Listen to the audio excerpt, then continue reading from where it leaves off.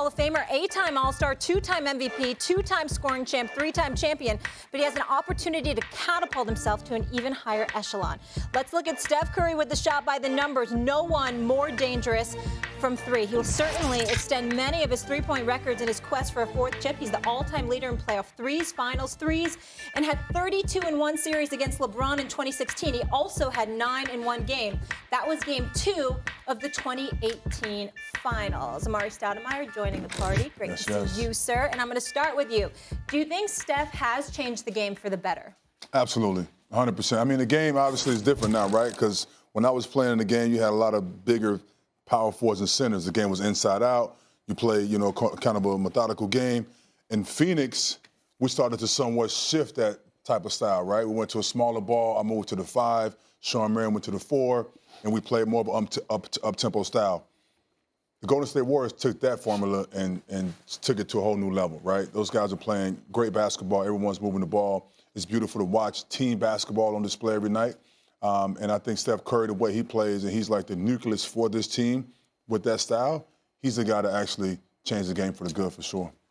Go ahead, Doug. Well, I think he changed Golden State's game for the good, for the sure. I agree with you on that. But if anybody saw Game 7 with Milwaukee and the Celtics, I've been watching the NBA playoffs, believe it or not, for about 55 years. That was the worst Game 7 I've ever seen. They shot a combined 88 threes in the game, and Milwaukee was 4 for 33. It was an unwatchable basketball game. How many times have we seen Miami in this Eastern Conference final? Were they 7 for 45 in one of those games? Yeah. And I can't watch a team throw 38 bricks up and a ball doesn't go in. I want balance in my basketball. I know three-point shooting is important. I can live with it, but I want balance. I want to see Amari do his thing down low. I want to see him go into the basket. I don't mind throwing the ball down to Kareem and watching him hit a sky hook once in a while. And I think it's gone way too much on the perimeter and not enough inside the paint. I want balance in my sports. Right. It's like football. Do you want to see 30 bombs every game, or do you want to see a little running game? You want to see a little defense?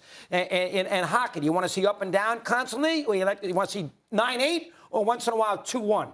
In tennis, do you want to see a bunch of hard servers serve constantly and nobody can return and it's all serve and volley? Or do you want to see ground strokes and you want to see a balance?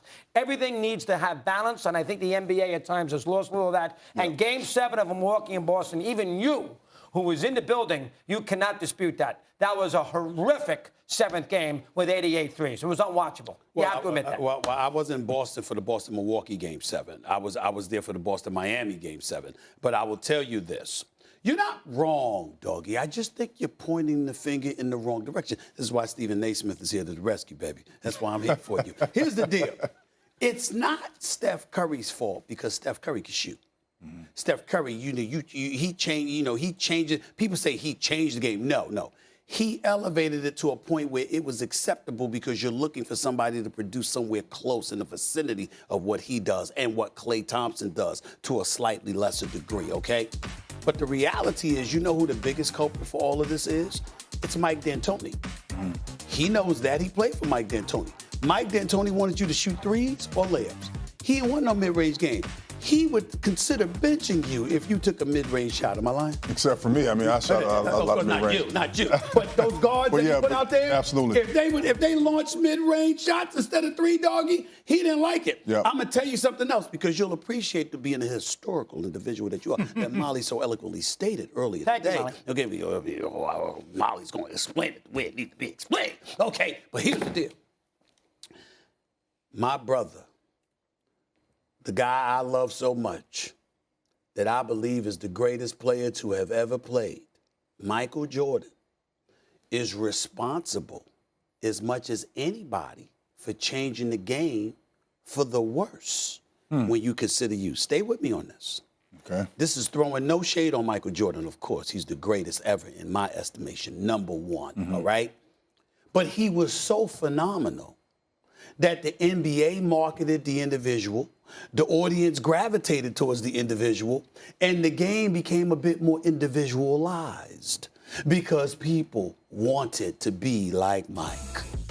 Before Mike, you had Bird and Jordan. Bird and Magic. Well, what was Bird and Magic? As great of a shooter as Bird was, as Mr. Clutch as he was, okay? Bird could pass, Bird could rebound, Bird had McHale, he had Parrish, he had Dennis Johnson, he had Gerald Henderson, he had a whole bunch, Danny Ainge and others. They had a team, all right? Blue collar, but team. Well, what was Magic? Magic was Showtime. As phenomenal as Magic was, what was his number one attribute? Passing. So guess what?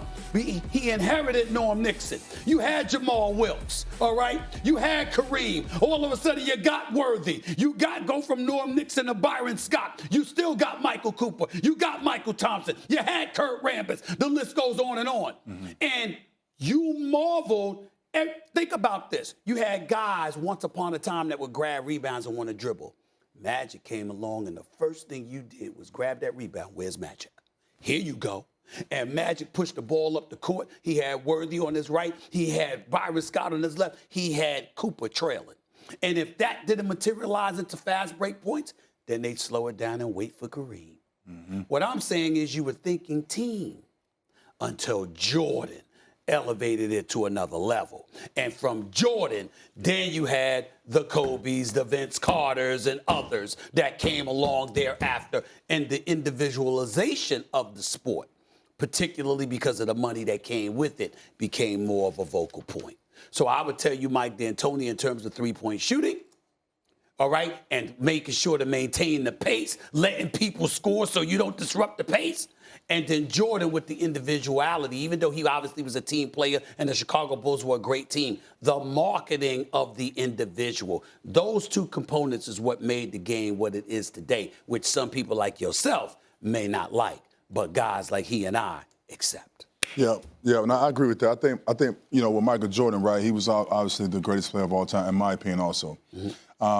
And he did have like a one-on-one style of play when he first got into the league, but then it shifted a bit with that triangle offense. That's right. And the ball started moving. And so I think with Steph Curry, for an example, the way he plays the game, right, he's also a very good passer. You know, not only is he a great three-point shooter, which he get most of his credit for, but he's also a great team player. Like, he plays with his teammates. He moves the ball. He passes the ball well. He cuts and get guys open. All those little intangibles are important for these young players to see, because everyone now want to shoot these deep three-pointers. They think that's the game, want to just cross half court and shoot threes. But if you really study the game of basketball and look at Steph Curry, he has a lot more to his game than just shooting threes. Of course. And that's something that should be noticed. I totally agree with you on that, but the problem is most people want to do what Curry does and shoot the ball from half court. Right. But there's only one Stephon Curry, who I happen to agree with him, is the greatest shooter of all time. You know, Sam Jones is in there, Reggie Miller's in the discussion, but he's the best shooter of all time. You're 1,000% right on Jordan. He's by far he is better than LeBron. He's the best player of all time. 100% agree. And Jordan bought the NBA. Give Stern credit. And the Lakers, of course, with Magic, and Boston with Bird. So you had the great rivalry reincarnated because the two of them. But they're more team-oriented. And Jordan bought a Bulls team. I don't want to downgrade Pippen, because Pippen's great. But still, it was Jordan's deal. Now, I think the triangle offense is incredibly overrated. As Cotton Fitzsimmons used to say, the old Phoenix coach. Cotton Fitzsimmons. You know Cotton? I love him. Yeah. He said, here's what Cotton said. I don't want to hear about a triangle offense. Give me number 23, and I'll run an offense too. Because the triangle offense was about Jordan. And in games were decided in the last 6 minutes, and he made every shot known to man. Nobody talked about the 23 offense. It was Jordan making big plays. What I would say to you is this, respectfully, because Scott Fitzsimmons was a great basketball mind. No shade on him whatsoever. But what I would respectfully modify in terms of his position, they didn't win until Phil came along. They had Doug Collins. They went to the playoffs. They obviously, with Jordan in the shot with Greg Elo, give Jordan the ball and move the hell out the way and all of this other stuff. But there were limitations. Went to an Eastern Conference Finals, but there was limitations. Phil Jackson comes along, and he had to convince Jordan to trust his teammates. And him trusting his teammates freed him up to be as great as he could be when it really, really counted. Because a lot of times, the guys around you couldn't get you to that point in the game where it really, really counted, because they just weren't good enough. So you got to recognize that, too. We can't throw shade, and Phil Jackson proved it. Don't get me wrong. I have no love for Phil Jackson, the executive. He should be banned from New York City for what he did to the Knicks. But as a coach, No, we agree. Went to LA and he won there too. What Phil Jackson did, the Lakers had Del Harris, couldn't win with Kobe and Shaq. Got Phil there, won Phil's first year there. Can't ignore that. Yep. That's fair. Now, I mean, I do think you got to be fair with in Chicago. Jackson got there when Jordan and Pippen matured. That's Remember, true. let's not forget about the migraine That's in true. Game 7 in Detroit when it was Phil Jackson. Because people believe that Doug Collins could have won it too. I think he could have. Yes. But I do understand. He makes an excellent point because you're right. Jackson's great deal is he became partners with the team's best player. That's right. And he became a partner with Jordan, and Jordan believed in him, gave him the books and all that. And Jordan retired because they were getting rid of Phil. That's true, too. Pippen had a lot to do with that as well. And then he convinced Kobe and Shaq to work together, too. So I understand your point. I think the 23 offense, though, the triangle offense, I know Tex Winter gets all this great credit. I think it's a little overrated because offenses are about great players. You had a wonderful offense when Nash was running it, and if you didn't have that issue with the clearing the bench and you getting hit in the head, or is it Nash? Nash got hit. And then you came out Y'all might have went to you the would have won final. that series. Yeah, You would have won very that well series. I don't know. Oh, they would have won that series. The I don't know. chances- San the Antonio chances- was Before tough. we go to break, Exactly. Had a 3-2 lead though in Game 6. I know, what but San happened? Antonio's tough. Correct. before we go to break, really quick, when do you think basketball was at its best? I think, to me Lord. as a fan, I'm scared. No, I'm curious. He's a historian. I the want to know. best NBA playoff series that I have ever seen is the '84 final. Okay. And look at the Hall of Famers. You had Bird, McHale, Parrish. DJ was on that. DJ was on that team. He had gotten there. No, maybe he was. He got there after. I think he was on that team. That's 4. And you had obviously Kareem, Magic, Worthy, Byron Scott. He had like 7 or 8 Hall of Famers, and you had the 2 great coaches. When you had obviously you had Riley and you had Casey Jones, 2 great top 75 coaches. Yep. That to me, Michael Cooper. That to me is the best final I've ever seen. That's the famous Rambus. That's the famous Rambus. Well, you got clothesline. You got clothesline by McHale. Right. It's a little before your time. But that is We're actually he was in 10. agreement. He remembers it. We're actually in agreement. That's We're the best actually in final I've ever agreement. saw. We are in agreement. That was the best. All right. Amari, thank there you was so no much finals for better. stopping by. Yeah, no problem. Good job, Amari. Yeah, thank you, Well brother. done. Oh, yeah. You need his Happy approval. birthday. Good job. Way to go. Did you hear what Draymond Green? Good, some positive. Players don't energy like right me. here. Amari likes me. I got to Draymond take Green that. had to say about his